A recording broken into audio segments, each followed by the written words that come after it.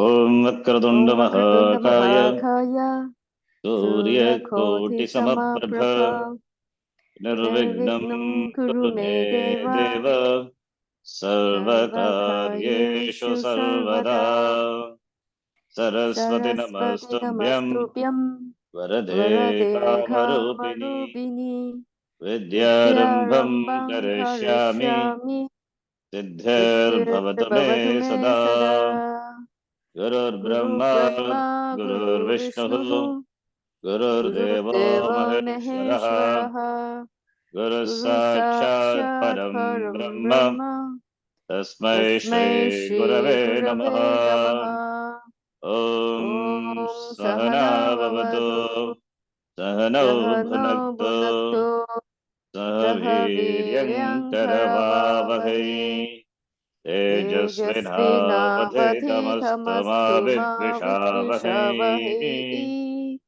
Om Om Shanti Shanti Shanti Shanti Shanti Shanti Om Shri Paramatmane Namaha Om Shri Paramatmane Namaha Atha Dvitiyodhyayah अथ द्वितीयोऽध्यायः Shri Bhagavanuvacha श्रीभगवानुवाच Shloka number 48 Yogastakhur Karmani योगस्थः कुरु कर्माणि Sangam Tyaktva Karoti Yaha Sangam Tyaktva Dhananjaya. सङ्गं त्यक्त्वा Dhananjay That is another shloka. Sangam Tyaktva Karotyah comes for that shloka always comes to the mind. Siddhya Siddhyo Samo Bhutva सिद्ध्य सिद्ध्यो समो भूत्वा Samatvam Yoga Uchyate. समत्वं योग उच्यते. These two shlokas, 47 Karmanyavadikaraste and 48 Yogastak Kuru Karmani, very important shlokas, and for which the commentary to the shloka by Swamiji is really a excellent commentary. It is not this interpretation. Interpretation is purely based on commentary, translation of the Shankaracharya's commentary, and Swamiji's understanding of the commentary. So it is good to read again and again till we understand what is Karma Yoga is, because the Karma Yoga is often misunderstood. Doing karma is Karma Yoga. People think it is not. Krishna, Bhagavan Asto asking people to do karma. Doing karma cannot become Karma Yoga. It involves the attitude. People do the karma thinking that to be Karma Yoga without Ishvara. Without Ishvara, then it is not a Karma Yoga. Without Ishvara, there is no Karma Yoga at all. And Yoga Karmasu Kaushalam, Samattam Yoga Uchate, two important definitions. So here, Samattam Yoga Uchate already we saw in the commentary, explanation by Swamiji based on Shankaracharya Bhashyam. And Yoga Karmasu Kaushalam, this is also often misinterpreted. Dexterity in action. It is not about the dexterity, discretion. It is not skillness. Skillness can be there. Skillness should be there in any action. Skillness should be there in every action. Skillness should be there in learning Sanskritam. You must be dexterous, skillful in learning Sanskritam so that once if it is taught, it is not forgotten. Otherwise, every time Akasavane Dirgha, Iko Janichi, you have to repeat what is Tani, what is Adesha. One time. That is skillness. Okay, that skillness in every area it is required, but that is not yoga. Yoga is discretion in action. Why? Because with regard to action, we have choice. Kartum shakyam, akartum shakyam, anyata va kartum shakyam. Since choice is there to do, therefore only the person can do his duty or neglect his duty. Negligence, neglecting, dereliction of duty. Because choice is there, free will is there. And if the person is a matured person, he will not use the free will against dharma. He will not use a free will to do any adharma. He will use his free will only to stick to dharma, follow dharma. That is called discretion. That is called yoga. Why dharma? Because dharma is the order, Ishvara. So, therefore, he will not violate the order. He will not violate the order which is Ishvara. So, therefore, not violating the order, not violating the commandments of the Ishvara, following dharma, that is what is yoga, that is bhakti. That is bhakti for Ishvara. So, therefore, that is yoga karma sukhaushalam. When that is there, then when yoga is there, then by yoga, you take care of the raga dvesha. So, raga dvesha cannot dictate you. It will cease to have any say over you. It will ragadvesha. Ragadvesha will be either neutralized or ragadvesha will not overpower you. Either it will not go away completely. Raga and dvesha, but it will not be harmful. So therefore, that is what is karma yoga is all about. Not overpowered by raga and doing things which are not proper. Similarly, not overpowered by dvesha and not doing what is supposed to be done. Dvesha. So both are neutralized. Therefore, being free from raga dvesha to a relative extent, person does what is to be done and therefore follows the order. He follows the commandment of the Ishvara. That is what is yoga is. To be a mumukshu, the person has to be karma yogi. Therefore, he has to appreciate, he has to accept Ishvara. Minus Ishvara, there is no yoga at all. So Ishvara is dharma. Then dharma should be followed. Now let us read. Dharma and adharma are universal. The man in the story what we saw in the previous class, the man in the story has raga dveshas. His raga is for the money and the dvesha is for his neighbor to whom the money belongs. He wants to go by his raga dvesha and they are totally against dharma and adharma. What should not be done is doing what should not be done, adharma. Therefore, he is going against dharma, which means he is doing adharma. But could it not be said that this is all a man-made order? No. Suppose in a particular country there is no law against stealing. Does that mean that if someone takes away what belongs to another, it would not be called stealing? No, it would still be called stealing. This is not the same as a man-made convention that traffic shall proceed on the right.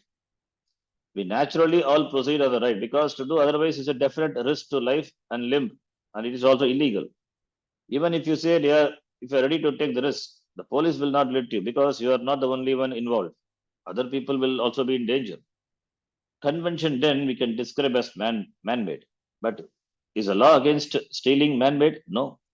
Because the law that stealing is not right is not man-made, it is universal. If no one had anything that was his or her own, that there would be no stealing.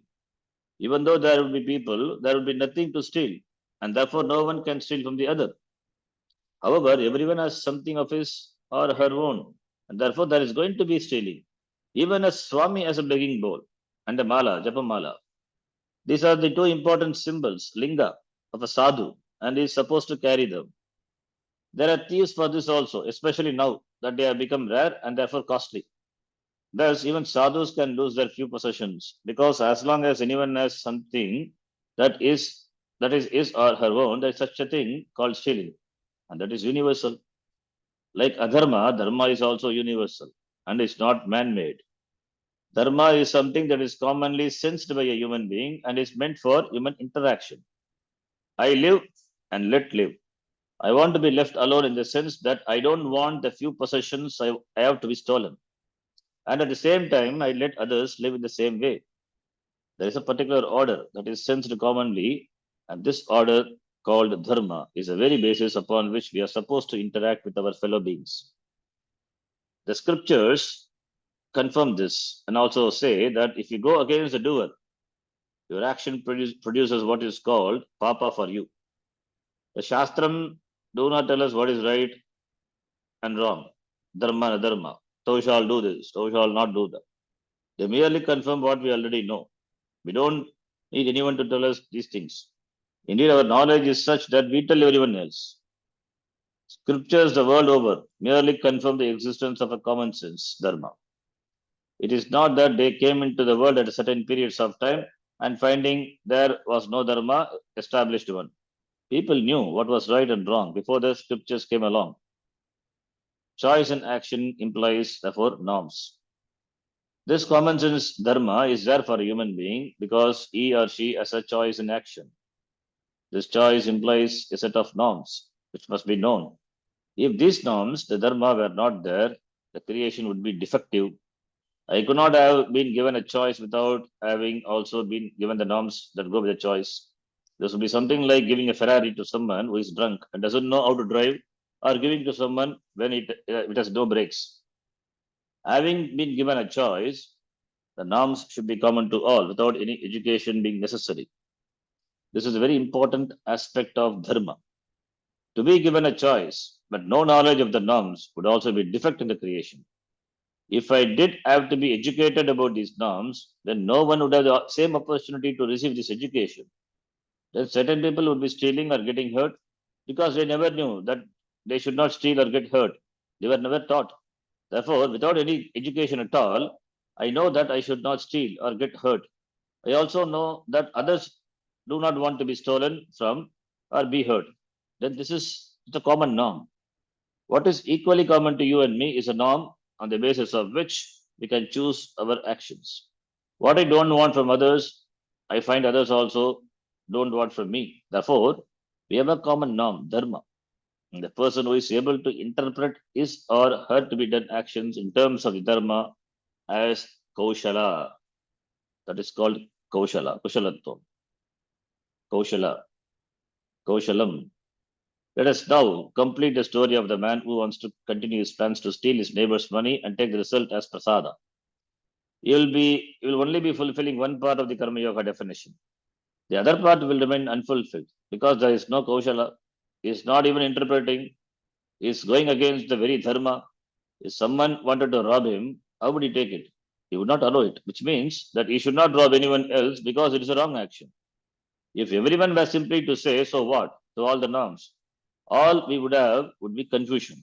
Even today, the society is not so confused that we are prevented from conducting our lives.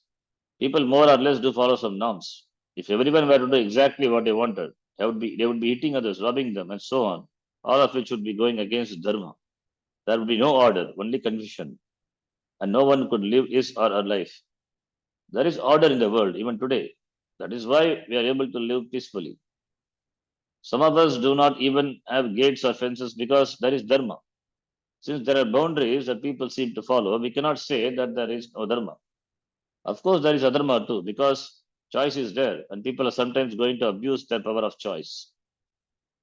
The man who wants to rob his neighbor has to be told, along with Arjuna, that he must conform to dharma, even though his likes and dislikes prompt him to do otherwise. What happens to Ragadvesha then? They are curtailed at the level of action. They must be aligned with the dharma and adharma. If there are lingering likes and dislikes which are not in conformity with dharma and adharma, there is no one in my heart to claim them. I do not follow them. I don't join them. They rise and they die a natural death. There is no one to claim them because I have no connection with them. They simply rise as fancies and die as fancies. I go only by what is right and wrong. That is called yogaha, karmasu, kaushalam. Summary of the definition of karma yoga. To summarize, then we have a two-part definition for karma yoga. Samatvam yoga uchyate, yogaha karmasu kaushalam. With reference to the results of your action, there is sameness, samatvam in your response. Gaining this attitude of samatva depends upon the recognition of Ishvara as the karma paradata, the giver of the fruits of all actions.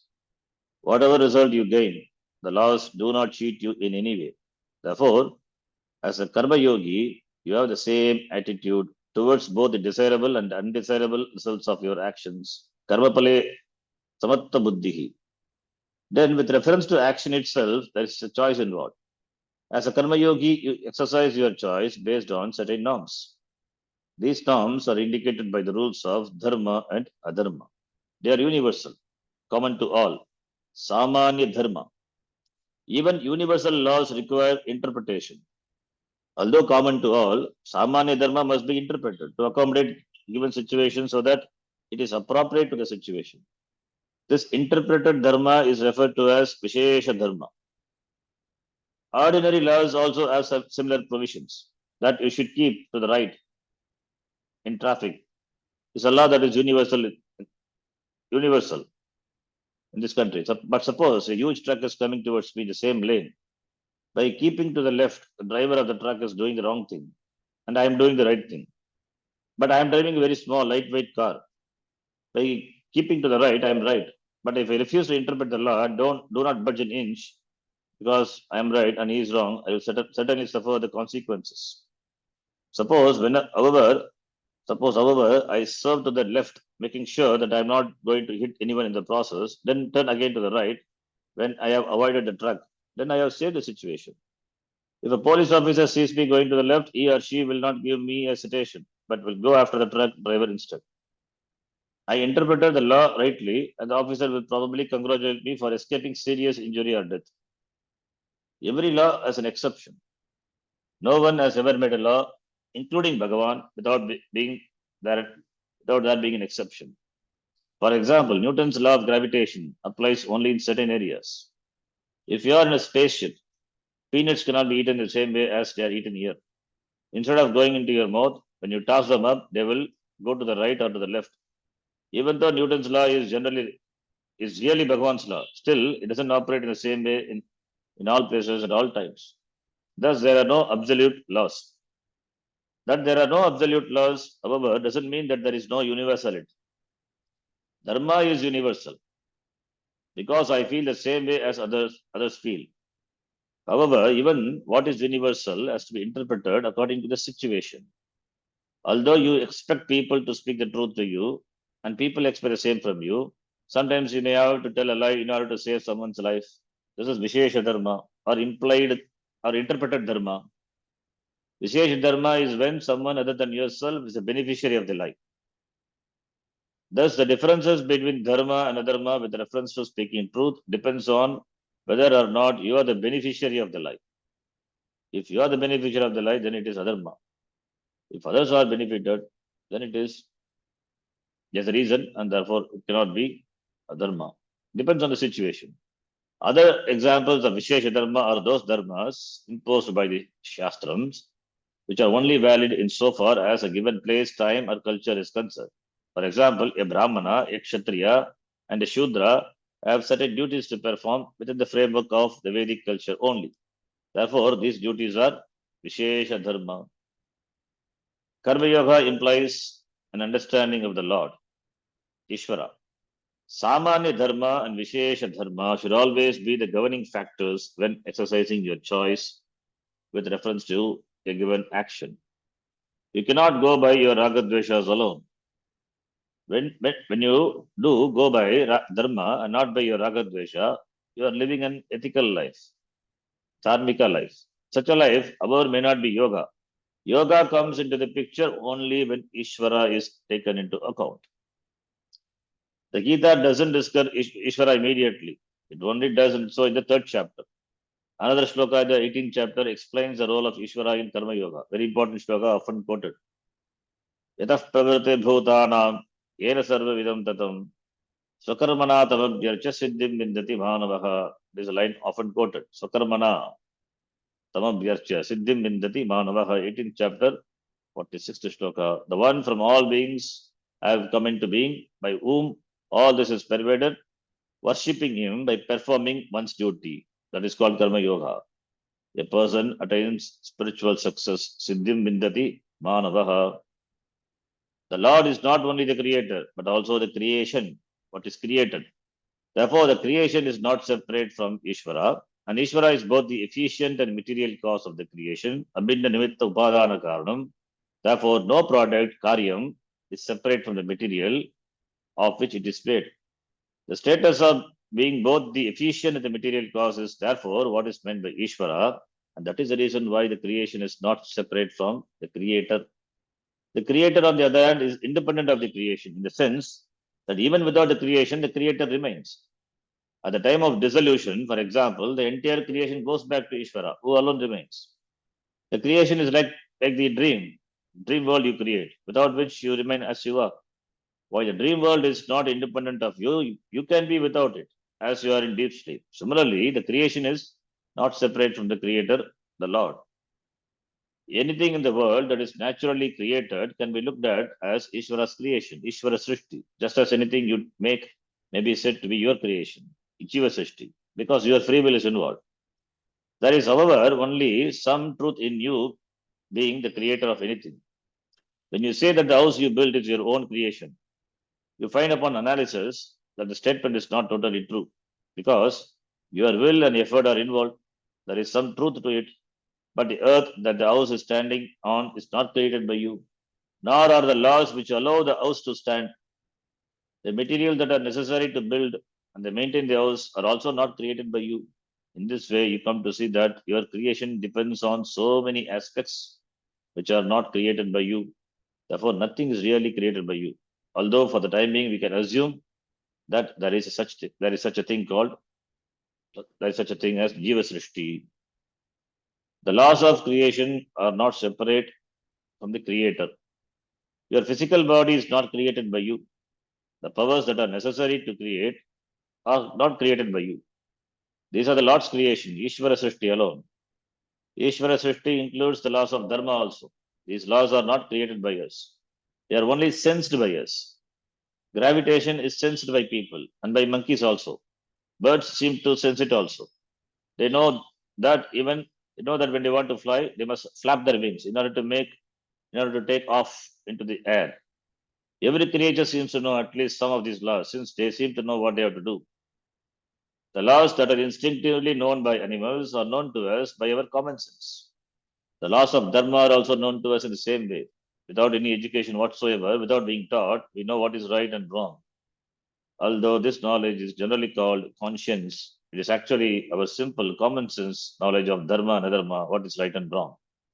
It is basic knowledge that everyone has about a fact that is already there in the creation. Just as other laws exist as a part of the creation, the law of Dharma also exists as a part of the creation. If the Lord is the creator and the creation is non-separate from the creator, then the law of Dharma being a part of the creation is also non-separate from Ishvara. Therefore, Dharma becomes Ishvara. The law of karma becomes Ishvara the same way. This is why we can worship the Lord as Dharma, and we have even given him 2 hands and 2 legs in the form of Rama. Dharmavan, Dharmamurti, Rama. When we say Rama was an avatara, we don't need any history at all. Whether Rama existed or not is irrelevant because he is looked upon only as the law, only as the Lord. He is Dharma personified. History is necessary only for those who have problems with reference to what is historical. Their concept of the Lord being what it is, such people require history, but we don't require it. A name and form are given only for the sake of worship and meditation, and that is how Rama, Krishna, and others are presented. Lord Krishna is joy itself, is nothing but joy. In fact, which happened to have developed 2 hands, 2 legs, and a head, and so on, called Krishna, and taking a flute in hand, walked out. Therefore, whether Krishna existed or not doesn't mean anything. Krishna is a particular name and form given to Parameshwara, whose nature is joy, Ananda Swarupa. Similarly, Rama portrays the Lord as Dharma. Thus, we look at the Lord from various aspects in the creation and represents these aspects with with many different gods called Devatas. What happens when I look upon Dharma as Ishvara? If I merely conform to Dharma, I'm an ethical person. But if I look upon Dharma as a Lord, then I worship the Lord by doing what is to be done by me at a given time and place. Dharma is something already established, and I come to sense it. Therefore, what is to be done by me, I do. Krishna says that by doing the karma that is to be done by us, we are worshipping him. How can that be? This is also something we must know. Everything in the creation has its own dharma. With reference to the cycle of creation, the Lord is a creator. The world is born of him and sustained by him. It is not that he created the world and then went to sleep. Then the creation is on. Every moment, new cells are born, new things are born. You yourself are born, new children are born. A continual process of creation, srishti, existence or sustenance, sthiti, and dissolution, samhara is going on. The second, a recognized unit of time, is born. And as it is born, it is also, it is also gone. This born, this born is gone. It's a continuous process. The various living beings on this planet, trees, insects, animals, and human beings, all do exactly what is expected of them. In this way, everything goes well. A tree that has to change its colors before winter comes does so. And it keeps doing so because it is a sugar maple tree, and that is what a sugar maple tree has to do. Being programmed, the tree does exactly what it has to do. If it has to make chlorophyll, it makes chlorophyll. If it has to take in the carbon dioxide, and give out oxygen, it does exactly what it has to do. This is why a sugar cane continues to be sweet and a lime continues to be sour. All vegetation grows upon the same earth and may even belong to the same species. Still, one may be sour and other sweet. If, for example, a particular orange happens to be a lemon, an orange is an orange and a lemon is a lemon. If one orange turns out to be a lemon, there is a reason for it. Because it is because certain programming is there. It is not that an orange tree decided to have some fun and wanting to see the face of the person who bites into a certain orange and discovers it to be a lemon. The tree doesn't make any such decision to produce a sour orange. Being programmed as it is, it behaves and contributes to the creation exactly as it must because the creation is on. Ishvara himself is in the form of the very world, the creation. Therefore, every blade of grass is what it is, and it is Ishvara. Everything in the vegetable kingdom is Ishvara's creation, and having a particular form does exactly what is expected of it because members of the botanical world do not have free wills. The world of animals is also the same. A snail is always a snail. An oyster is an oyster. A jackal is a jackal. A lion is a lion. A cow is a cow. And a turkey is a turkey. A turkey is a turkey. All of them are exactly the same. They don't call themselves snails, lions, and turkeys. A cock will fly like a cock. That is why it's a cock. Similarly, monkeys behave like monkeys, exactly as they should, programmed as they are. They all seem to be fine and are intelligent enough. Even turkeys know how to survive when left to their own devices. The fact that they cannot survive the month of November is only due to the way the people choose to celebrate Thanksgiving. Only human beings are not programmed. I think we'll stop here. We'll continue. Om Purnamadah Purnamidam पूर्णमिदं Purnat पूर्णमुदच्यते Purnamudachyate Purnasya पूर्णस्य Purnamadaya पूर्णमादाय पूर्णमेवावशिष्यते Purnamevavashishyate Om ॐ शान्ति Shanti शान्ति Shanti शान्तिः Shanti हरिः Harihi Om ॐ Shri श्रीगुरुभ्यो Gurubhyo नमः Namaha. हरिः Harihi ॐ Om. धन्यवादः Dhanyavadaha. The explanation can be read again and again. It's important.